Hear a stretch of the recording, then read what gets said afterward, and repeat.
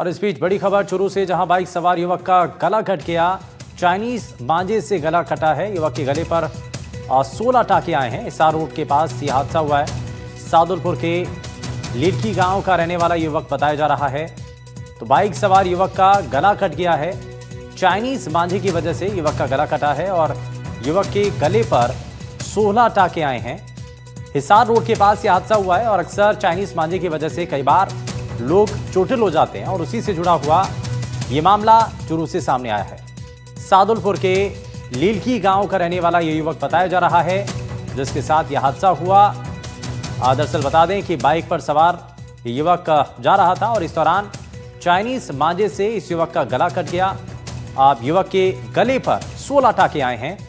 Hisar road के पास यह हादसा हुआ है, जहां पर युवक के गले पर गहरे चोट के निशान।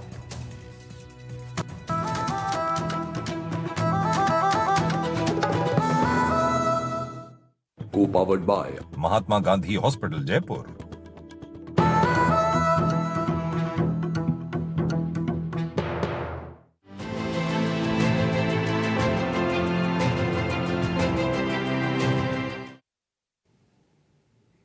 नमस्कार, आप सभी का स्वागत है एनडीटीवी राजस्थान पर और मैं हूं आपके साथ शुभेंदु सिंह।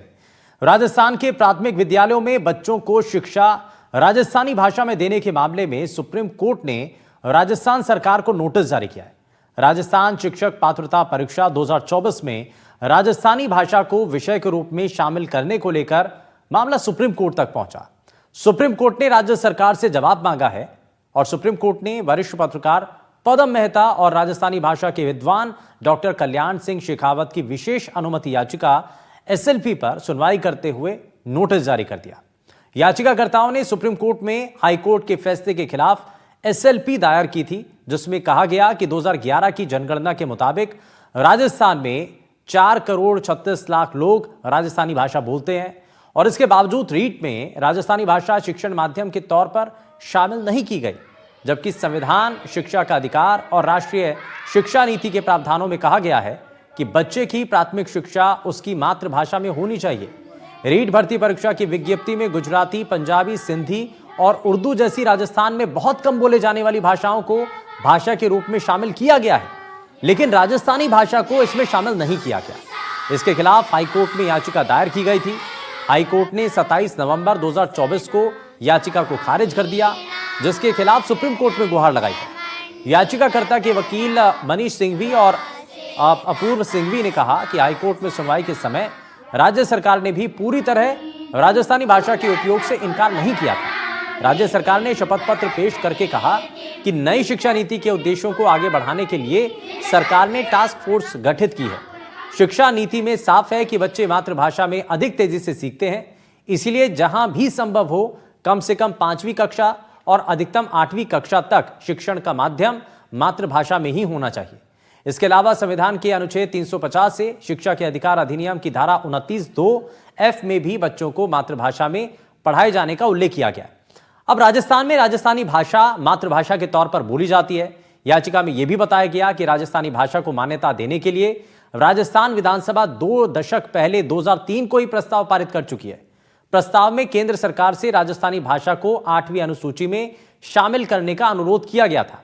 राजस्थान में राजभाषा अधिनियम 1956 के तहत राजस्थानी राज्य की आधिकारिक भाषा नहीं होने के बावजूद भी व्यापक रूप से बोली जाती है। सबसे बड़ा मुद्दा में आज अपने प्रदेश की राजस्थानी मायाड भाषा के मुद्दे पर हम चर्चा करेंगे। एनडीटीवी राजस्थान भी लगातार इस मुद्दे को उठा रहा है कि राजस्थानी भाषा को संवैधानिक मान्यता मिलनी चाहिए। पिछले महीने दिसंबर 2024 में ही राजस्थानी भाषा को संवैधानिक मान्यता देने की मांग को लेकर प्रदेश के शिक्षा मंत्री मदन दिलावर की सिफारिश पर मुख्य सचिव सुधांशु पंत ने भारत सरकार के गृह सचिव गोविंद मोहिल को पत्र भेजा। इसमें राजस्थानी भाषा को संविधान की 8वीं अनुसूची में शामिल करने की सिफारिश की गई है, लेकिन 1 महीना बीतने के बावजूद पत्र पर केंद्र से एक्शन नहीं हुआ। अब सुप्रीम कोर्ट ने राजस्थान सरकार को नोटिस जारी किया। इसीलिए सुप्रीम कोर्ट और सरकार के रुख पर भी सभी की निगाहें टिक गई हैं, क्योंकि कानूनी तरीके से भी राजस्थानी भाषा को मान्यता का रास्ता खुल सकता है। आज सबसे बड़ा मुद्दा में हम इसी को लेकर के बात करेंगे। सरकार के नोटिस के बाद सरकार का क्या रुख होगा, क्योंकि राज्य की मौजूदा सरकार खुद चाहती है कि राजस्थानी भाषा को मान्यता मिले और बच्चों को राजस्थानी भाषा में शिक्षा मिले। कौन कौन सी संवैधानिक और कानूनी बाधाओं को पार करना होगा, यह भी समझने की कोशिश करेंगे कि अब तक राजस्थानी मायट भाषा को राजभाषा का दर्जा क्यों नहीं मिल सका।